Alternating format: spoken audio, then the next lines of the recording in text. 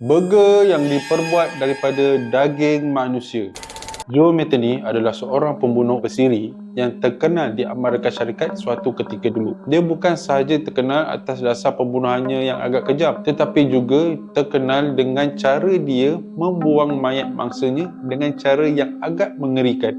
Dia dilahirkan pada tahun 1955 di Maryland. Kehidupannya dari kecil agak bermasalah. Ini kerana sebab bapa dia adalah seorang pemabuk dan juga ibunya yang bekerja keras untuk menyara hidup mereka. Disebabkan ibunya sering sibuk dengan kerja dan juga bapaknya seorang kaki mabuk, Joe Metheny sering diabaikan pada waktu kecil. Malah setelah menjelang dewasa, Joe Metheny mula ketagih dengan dadah. Titik perubahan terbesar Joe Metheny berlaku pada tahun 1994 di mana dia ditinggalkan oleh isterinya bersama anak lelakinya. Selepas kejadian itu, Joe Metheny mula membunuh gelandangan dan juga pekerja-pekerja seks yang berada di Baltimore. Dia mendakwa untuk mencari anak dan isterinya, tetapi motivasinya mula berubah apabila dia mula berasa seronok ketika membunuh mangsanya. Metheny membunuh beberapa orang, tetapi apa yang paling mengejutkan sekali adalah cara dia melupuskan mayat mangsanya dengan cara yang agak kejam. So, salah satu proses yang dilakukan adalah di mana dia memotong bahagian-bahagian badan mayat mangsanya dan mencampurkan daging mangsanya bersama dengan daging babi dan juga daging lembu untuk dijadikan daging burger. So, selepas selesai proses tu, dia pun mula buka gerai kecil di tepi jalan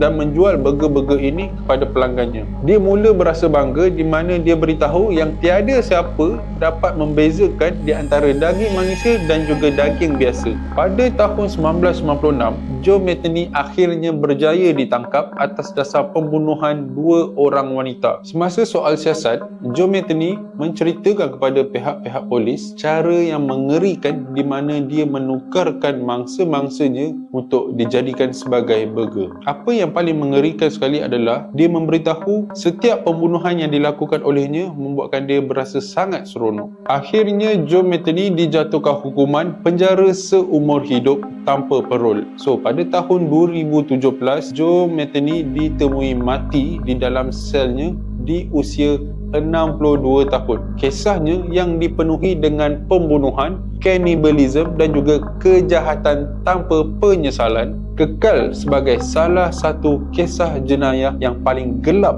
dalam sejarah Amerika Syarikat. Okay guys, kalau korang berminat untuk dengar lagi cerita-cerita tentang jenayah yang mengerikan dan juga cerita-cerita paranormal yang menyeramkan, korang jangan lupa komen, like, share dan juga follow saya dekat page ni, okay?